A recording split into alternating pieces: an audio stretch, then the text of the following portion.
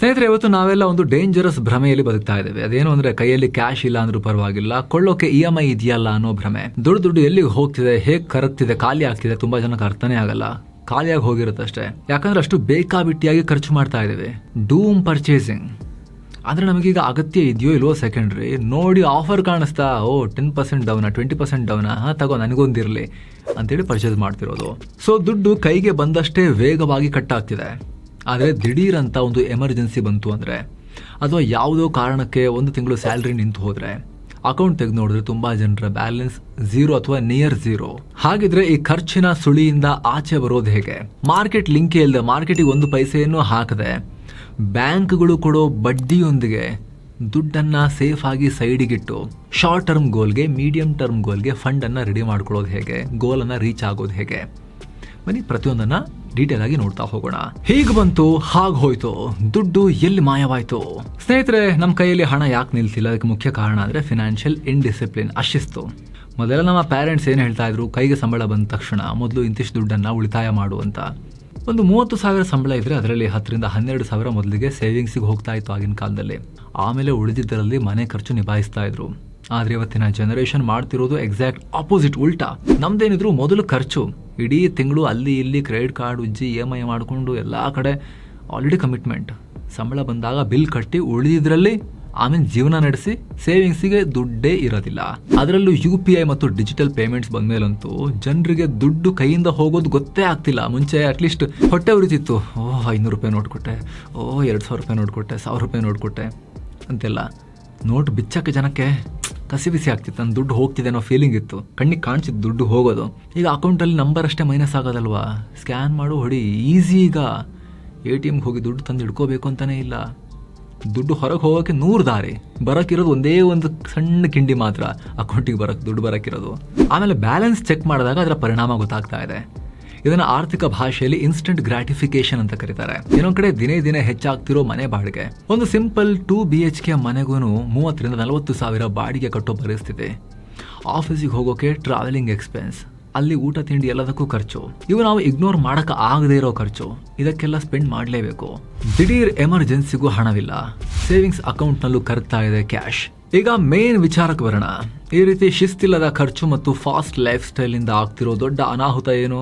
Simple, ನಮ್ಮ ಕೈಯಲ್ಲಿ ಯಾವತ್ತೂ ದೊಡ್ಡ ಮೊತ್ತದ ಹಣ ಉಳಿತಾನೆ ಇಲ್ಲ. ಅಮೌಂಟ್ ಆ ಗಂಟು ಆಗ್ತಾನೆ ಇಲ್ಲ ಬ್ಯಾಂಕ್ ಅಕೌಂಟಲ್ಲಿ. ಎಷ್ಟೇ ಲಕ್ಷ ಸಂಪಾದನೆ ಮಾಡಿದ್ರು ಕೂಡ ಬೆಳಗ್ಗೆ ಏನಾದರೂ ದಿಢೀರಂತ ಲೇ ಆಫ್ ಆಯಿತು ಅಂತ ಹೇಳಿದ್ರೆ, ಕೆಲಸ ಹೋದ ಮರುದಿನವೇ ನಮ್ಮ EMI, ಮನೆ ಬಾಡಿಗೆ, ಮಕ್ಕಳ ಸ್ಕೂಲ್ ಫೀಸ್ ಯಾರು ಕಟ್ತಾರೆ ಅನ್ನೋ ಆತಂಕದಲ್ಲಿ ಜನ ಇರ್ತಾರೆ. ಖಾಲಿ ಕೈ ಯಾವಾಗಲೂ ಕೂಡ. ಇನ್ನು ಮೆಡಿಕಲ್ ಎಮರ್ಜೆನ್ಸಿ ಬಂತು ಅಂದ್ರೆ ತುಂಬಾ ಜನರ ಹತ್ರ ಹೆಲ್ತ್ ಇನ್ಶೂರೆನ್ಸ್ ಕೂಡ ಮಾಡಿಸೇ ಇರೋದಿಲ್ಲ. ಅದಕ್ಕೆ ಹೆಲ್ತ್ ಇನ್ಶೂರೆನ್ಸ್ ಕಟ್ಟಕ್ಕೂ ದುಡ್ಡಿಲ್ಲ. ಇನ್ನು ಹಾಸ್ಪಿಟಲ್ ಬಿಲ್ ಇಲ್ಲಿಂದ ಕಟ್ತಾರೆ. ಹೆಚ್ಚಿನ ಬಡ್ಡಿಗೆ ಪರ್ಸನಲ್ ಲೋನ್ ತಗೊಳ್ಳೋ ತರ ಅಥವಾ ಯಾರ್ಯಾರ ಹತ್ರನೋ ದುಡ್ಡಿಗೆ ಕೇಳೋ ತರ ಆಗ್ಬಿಟ್ಟಿರುತ್ತೆ. ಹಾಗಿದ್ರೆ ಉಳಿತಾಯದ ಅಭ್ಯಾಸನೇ ಇಲ್ಲ, ನನಗೆ ಆ ಜಾಯಮಾನನೇ ಇಲ್ಲ ಅನ್ನೋರ್ಗೂ ಕೂಡ ಉಳಿತಾಯದ ಅಭ್ಯಾಸವನ್ನ ಶುರು ಮಾಡೋದು ಹೇಗೆ? ರಿಸ್ಕ್ ಫ್ರೀ ಆಗಿ ಬ್ಯಾಂಕ್ಗಳು ಕೊಡೋ ಫಿಕ್ಸೆಡ್ ಬಡ್ಡಿಯೊಂದಿಗೆ ಅಭ್ಯಾಸವನ್ನ ರೂಢಿಸ್ಕೊಳ್ಳೋದು ಹೇಗೆ? ಸ್ವಂತ ಮನೆ ಕಟ್ಟಬೇಕು ಅಥವಾ ಹೊಸ ಕಾರ್ ಬೈಕ್ ತಗೋಬೇಕು ಅಂತ ಪ್ಲಾನ್ ಮಾಡ್ತೀರಾ. ಬ್ಯಾಂಕ್ನವರು ಲೋನ್ ಕೊಡ್ತಾರೆ ನಿಜ, ಆದ್ರೆ ಡೌನ್ ಪೇಮೆಂಟ್ಗಾದ್ರು ದುಡ್ಡು ಬೇಕಲ್ವಾ, ಕ್ಯಾಶ್ ಬೇಕಲ್ವಾ? ಪ್ರತಿಯೊಬ್ಬ ವ್ಯಕ್ತಿಗೂ ಕನಿಷ್ಠ 6 ತಿಂಗಳಿಗಾಗುವಷ್ಟು ಎಮರ್ಜೆನ್ಸಿ ಫಂಡ್ ಬೇಕೇ ಬೇಕಲ್ವಾ? ಇದೆಲ್ಲ ಒಂದಷ್ಟು ಜನರ ಕತೆ. ಇನ್ನೊಂದಷ್ಟು ಜನ ಏನ್ ಮಾಡ್ತಾರೆ ಗೊತ್ತಾ, ನಮ್ಮ ದುಡ್ಡು ಸೇವಿಂಗ್ಸ್ ಅಕೌಂಟ್ ನಲ್ಲಿ ಸೇಫ್ ಆಗಿದೆ ಅಂತ ಹೇಳ್ತಾರೆ. ನಮಗೆ ಮಾರ್ಕೆಟ್ ರಿಸ್ಕೇ ಬೇಡ, ನಮಗೆ ಸೇವಿಂಗ್ಸ್ ಅಕೌಂಟಲ್ಲಿ ದುಡ್ಡು ನಮ್ದಿದ್ರೆ ಸಾಕು ಅಂತ ಹೇಳಿ, ರಿಟರ್ನ್ ಬೇಡ ಅಂತ ಹೇಳಿ. ಆದರೆ ಸಿಂಪಲ್ ಲೆಕ್ಕಾಚಾರ ಕೇಳಿ, ಸೇವಿಂಗ್ಸ್ ಅಕೌಂಟಲ್ಲಿ ದುಡ್ಡಿಟ್ರೆ ದುಡ್ಡು ಸೇಫ್ ಅಲ್ಲ ಇನ್ ದ ಸೆನ್ಸ್ ನಿಮ್ಮ ದುಡ್ಡೇನಾರು ಹೊತ್ಕೊಂಡು ಹೋಗಲ್ಲ ಬ್ಯಾಂಕಲ್ಲಿ ಇಟ್ಟಿರೋ ದುಡ್ಡನ್ನು. ಆದರೆ ಬಡ್ಡಿ ಎಷ್ಟು ಕೊಡ್ತಾರೆ ಸೇವಿಂಗ್ಸ್ ಅಕೌಂಟಲ್ಲಿ, ಸ್ಯಾಲ್ರಿ ಅಕೌಂಟಲ್ಲಿ? 3%, 3.5% ಕೊಡ್ತಾರಾ? ಅಂದರೆ ದುಡ್ಡು ಕರಗ್ತಾ ಇದೆ. ದೇಶದಲ್ಲಿ ಪ್ರತಿ ವರ್ಷ ಹಣದ ಬೆಲೆ ಕಳೆದುಕೊಳ್ಳುವಿಕೆ, ಇನ್ಫ್ಲೇಷನ್ ಅಥವಾ ಹಣದುಬ್ಬರ 4% ಆಸುಪಾಸಲ್ಲಿರುತ್ತೆ ಸದ್ಯಕ್ಕೆ. ನೆಕ್ಸ್ಟ್ ಈಗ ವಾರ್ ಕಾರಣದಿಂದಾಗಿ 5-6%ಗೆ ಹೋದರೂ ಆಶ್ಚರ್ಯ ಇಲ್ಲ ಅಂತ ಹೇಳ್ತಿದ್ದಾರೆ. ಅಂದರೆ ಸೇವಿಂಗ್ಸ್ ಅಕೌಂಟಲ್ಲಿಟ್ಟರೆ 3-3.5% ಬಡ್ಡಿಗೆ ದುಡ್ಡು ಬೆಳೆಯೋದಕ್ಕಿಂತ ಕರಗ್ತಾ ಇದೆ. ವಸ್ತುಗಳ ಬೆಲೆ ಡಬಲ್ ಸ್ಪೀಡ್ನಲ್ಲಿ ಏರ್ತಾ ಇದ್ದಾವೆ. ಒಂದು ಎಕ್ಸಾಂಪಲ್ಗೆ ನಾವು ನೋಡಬೇಕು ಅಂದರೆ 5 ಲಕ್ಷ ರೂಪಾಯಿ ಇದೆ ಅಂತ ಅಂದ್ಕೊಂಡ್ರೆ ಸೇವಿಂಗ್ಸ್ ಅಕೌಂಟ್ನಲ್ಲಿ 2.5-3% ಬಡ್ಡಿಗಿಟ್ರೆ ವರ್ಷಕ್ಕೆ ಬರೋದು ಬರೀ 12,500 ರೂಪಾಯಿ ಆಸುಪಾಸು. ಅದೇ ಫಿಕ್ಸೆಡ್ ಡೆಪಾಸಿಟ್ ಇಟ್ಟರೆ 8.3% ಬಡ್ಡಿ ಕೊಡೋ ಬ್ಯಾಂಕ್ಗಳು ಇವಾಗಲೂ ಕೂಡ ಭಾರತದಲ್ಲಿದ್ದಾವೆ. ಅದು ಚೇಂಜ್ ಆಗ್ತಿರುತ್ತೆ. ನಿಮಗೆ ನಿಮ್ಮ ಮನೆ ಅಕ್ಕಪಕ್ಕ ಆಫೀಸಲ್ಲಿರೋ ಸ್ಯಾಲ್ರಿ ಅಕೌಂಟಲ್ಲೆಲ್ಲ FD ಇಟ್ಟರೆ ನಾವು 6% ಕೊಡ್ತೀವಿ, 6.5% ಕೊಡ್ತೀವಿ ಅಂತ ಹೇಳಿದ್ರೆ, ಭಾರತದಲ್ಲಿ ಸ್ಮಾಲ್ ಫಿನಾನ್ಸ್ ಬ್ಯಾಂಕ್ಗಳು ಎಲ್ಲವೂ RBI ಕೆಳಗೇನೆ ಕೆಲಸ ಮಾಡೋ ಬ್ಯಾಂಕ್ಗಳು 8.3% ತನಕನೂ ಬಡ್ಡಿ ಕೊಡ್ತಾ ಇದ್ದಾವೆ ಇವಾಗ. ಸೊ 8.3% ಹೈಯೆಸ್ಟ್ ಇಂಟ್ರೆಸ್ಟ್ ರೇಟೇ ಅಂತ ಅಂದ್ಕೊಳ್ಳೋಣ. ಅದನ್ನು ಲಾಕ್ ಮಾಡಿಕೊಂಡ್ರೆ ಎಷ್ಟು ಬರುತ್ತೆ? ವರ್ಷಕ್ಕೆ ಬರೋದು 41,000 ರೂಪಾಯಿ. ಡಿಫರೆನ್ಸ್ ನೋಡಿ, ವರ್ಷಕ್ಕೆ ಬರೋಬ್ಬರಿ 29,000 ರೂಪಾಯಿ ಲಾಸ್ ಸೇವಿಂಗ್ಸ್ ಅಕೌಂಟಲ್ಲಿ ಇಡೋದಕ್ಕೂ FD ಅಲ್ಲಿ ಇಡೋದಕ್ಕೂ ಕೂಡ. ಸೊ ಸ್ನೇಹಿತರೆ, ತುಂಬಾ ಜನಕ್ಕೆ ಫಿಕ್ಸೆಡ್ ಡೆಪಾಸಿಟ್ ಮರ್ತೇ ಹೋಗಿದೆ. ಎಲ್ಲ ಶೇರು, ಈಕ್ವಿಟಿ, ಮ್ಯೂಚುವಲ್ ಫಂಡು ಅನ್ನೋ ಒಂದು ಈಗಿನ ಲಾಸ್ಟ್ ಒಂದು 10-20 ವರ್ಷಗಳ ಕ್ರೇಜ್ನಲ್ಲಿ FD, ಭಾರತೀಯರ ದಶಕಗಳ ಫೇವರಿಟ್ ಉಳಿತಾಯದ ಮಾಧ್ಯಮ FD ತುಂಬಾ ಜನಕ್ಕೆ ಮರ್ತೇ ಹೋಗಿದೆ. ಆದ್ರೆ FD ಅನ್ನ ಎಫೆಕ್ಟಿವ್ ಆಗಿ ಬಳಸ್ಕೊಳ್ಳೋಕೆ ಅವಕಾಶ ಇದ್ದೇ ಇರುತ್ತೆ. ಸಡನ್ ಆಗಿ ಅಮೌಂಟ್ ಬಂತ ಕೈಗೆ, ಬೋನಸ್ ಬಂತ ಅಥವಾ ದೊಡ್ಡ ಸ್ಯಾಲರಿ ಇದೆಯಾ, ಖರ್ಚು ಮಾಡೋವನ್ನ FD ಇಟ್ಟು ಪಕ್ಕಕ್ಕೆ ಬ್ಯಾಂಕಿಗೆ ಹಾಕಿಟ್ಕೊಂಡ್ಬಿಟ್ರೆ ಅವಾಗ ಅದು ಬಡ್ಡಿಗೆ ಬೆಳಿತಾನೂ ಇರುತ್ತೆ, ನಿಮ್ಮ ಖರ್ಚುಗಳೆಲ್ಲ ಸ್ವಲ್ಪ ಹೋಲ್ಡು ಆಗ್ತವೆ. ದುಡ್ಡು ಕೈಯಲ್ಲಿಲ್ಲ, FDಗೆ ಇಟ್ಟಿದ್ದೀನಿ ಅನ್ನೋದು ಮೈಂಡ್ ಸೆಟ್ ಕೂಡ ಇರುತ್ತೆ. ಜೊತೆಗೆ ಆ ದುಡ್ಡು ಸುಮ್ಮನೆ ಕೂತಿಲ್ಲ, ಬೆಳಿತಾ ಇರುತ್ತೆ ಅನ್ನೋ ತೃಪ್ತಿ ಕೂಡ ಬರ್ತಾ ಇರುತ್ತೆ. ಸುಮ್ಮನೆ ದುಡ್ಡಿದ್ರೆ ಕೈ ಕಡಿತಾ ಇರುತ್ತೆ ಏನಾದ್ರು ತಗೊಳಕ್ಕೆ, ಆದ್ರೆ ಅದು ಸುಮ್ಮನೆ ಇಲ್ಲ, ನಿಮಗೋಸ್ಕರ ದುಡಿತಾ ಇದೆ, ಬಡ್ಡಿ ಜನರೇಟ್ ಮಾಡಿ ಕೊಡ್ತಾ ಇದೆ ಬ್ಯಾಂಕ್ನಲ್ಲಿ ಅಂತ ಹೇಳಿ ನಿಮಗೆ ಅನ್ಸಿದ್ರೆ, ಅದು ಕೂಡ ಫಿಕ್ಸೆಡ್ ಬಡ್ಡಿ, ಮಾರ್ಕೆಟ್ ಲಿಂಕ್ ಇಲ್ಲದೆ ನಿಮಗೆ ಒಂದು ಸ್ಯಾಟಿಸ್ಫ್ಯಾಕ್ಷನ್ ಕೂಡ ಕೊಡ್ತಾ ಇರುತ್ತೆ, it is working for me ಅಂತ.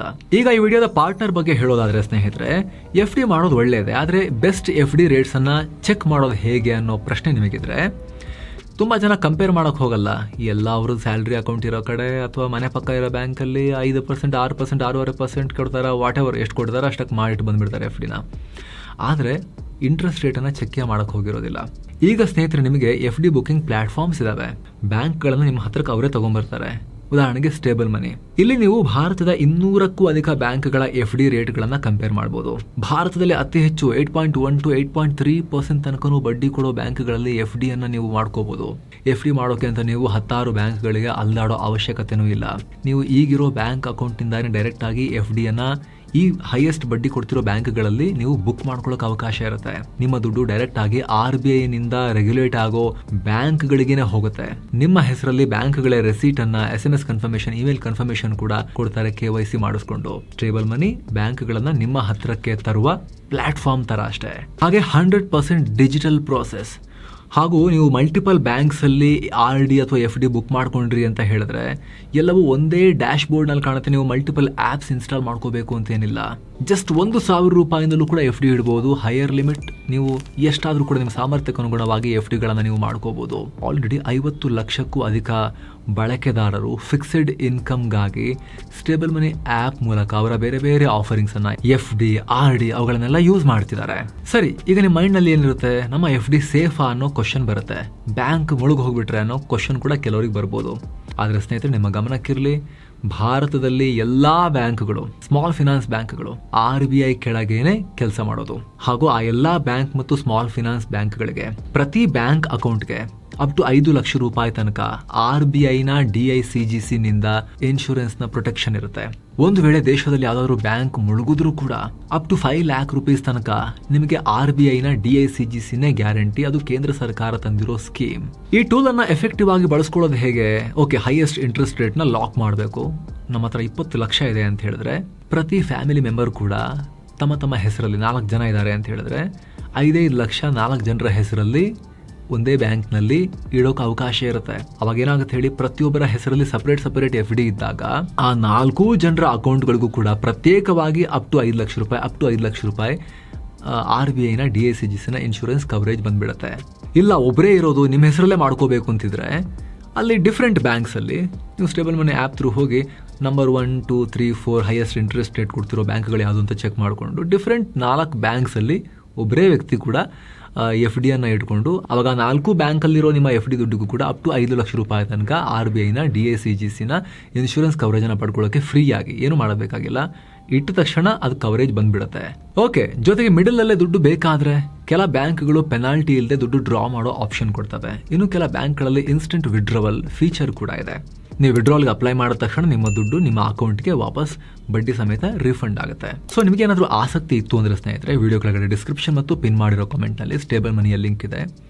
ಆಸಕ್ತ ವೀಕ್ಷಕರು ಮಿಸ್ ಇಲ್ಲದೆ ಚೆಕ್ ಮಾಡಿ, ಎಲ್ಲ ಬ್ಯಾಂಕ್ಗಳ ಇಂಟ್ರೆಸ್ಟ್ ರೇಟನ್ನು ಕಂಪೇರ್ ಮಾಡಿ, ಹೈಯೆಸ್ಟ್ ಇಂಟ್ರೆಸ್ಟ್ ರೇಟ್ನೊಂದಿಗೆ ನೀವು ಬ್ಯಾಂಕ್ಗಳನ್ನು ಸೆಲೆಕ್ಟ್ ಮಾಡಿಕೊಂಡು FD ಇಟ್ಟು ನಿಮ್ಮ ಉಳಿತಾಯದ ಜರ್ನಿಯನ್ನು ಶುರು ಮಾಡೋದನ್ನು ಎಕ್ಸ್ಪ್ಲೋರ್ ಮಾಡ್ಬೋದು. ಇನ್ನು ತುಂಬ ಜನಕ್ಕೆ FD ಅಂದರೆ ಹಳೆ ಕಾಲದವರ ಇನ್ವೆಸ್ಟ್ಮೆಂಟ್, ರಿಟರ್ನ್ಸ್ ಕಮ್ಮಿ ಅನ್ನೋ ಮೈಂಡ್ ಸೆಟ್ ಕೂಡ ಇದೆ.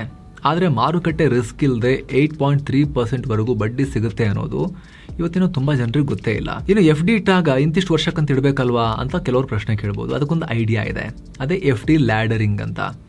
ಉದಾಹರಣೆಗೆ ನಿಮ್ಮ ಬಳಿ 3 ಲಕ್ಷ ರೂಪಾಯಿ ಇದೆ ಅಂತ ಇಟ್ಕೊಳ್ಳಿ. ಅದನ್ನು ಒಂದೇ FDಯಲ್ಲಿ 3 ವರ್ಷಕ್ಕೆ ಫಿಕ್ಸೆಡ್ ಡೆಪಾಸಿಟ್ ಮಾಡೋದ್ರ ಬದಲು 1 ಲಕ್ಷವನ್ನ 1 ವರ್ಷಕ್ಕೆ, ಇನ್ನೊಂದು ಲಕ್ಷವನ್ನ 2 ವರ್ಷಕ್ಕೆ, ಉಳಿದ 1 ಲಕ್ಷವನ್ನ 3ನೇ ವರ್ಷಕ್ಕೆ ನಿಮ್ಮ ಗೋಲ್ಗೆ ಅನುಗುಣವಾಗಿ ನೀವು ಡಿವೈಡ್ ಮಾಡಿ ಅದನ್ನ ನೀವು FD ಮಾಡ್ಕೋಬಹುದು. ಅವಾಗೇನಾಗುತ್ತೆ, ನಿಮ್ಮ ಗೋಲ್ ಹತ್ತತ್ರ ಬಂದಂಗೂ ಕೂಡ ಅದಕ್ಕಿಟ್ಟಿರೋ FD ಮೆಚೂರ್ ಆಗೋ ರೀತಿಯಲ್ಲಿ ನೀವು ಪ್ಲಾನ್ ಮಾಡ್ಕೊಳ್ಳೋಕ್ಕೂ ಕೂಡ ಅವಕಾಶ ಇದ್ದೇ ಇರುತ್ತೆ. ಸೊ ಸ್ನೇಹಿತರೆ, ಆಸಕ್ತರು ಮಿಸ್ ಇಲ್ಲದೆ ವಿಡಿಯೋದ ಪಾರ್ಟ್ನರ್ಸ್ ಆಗಿರೋ ಸ್ಟೇಬಲ್ ಮನಿ ಲಿಂಕ್ ಅನ್ನ ವಿಡಿಯೋ ಕೆಳಗೆ ಡಿಸ್ಕ್ರಿಪ್ಷನ್ ಮತ್ತು ಪಿನ್ ಮಾಡಿರೋ ಕಾಮೆಂಟ್ ಅಲ್ಲಿ ಚೆಕ್ ಮಾಡಿ.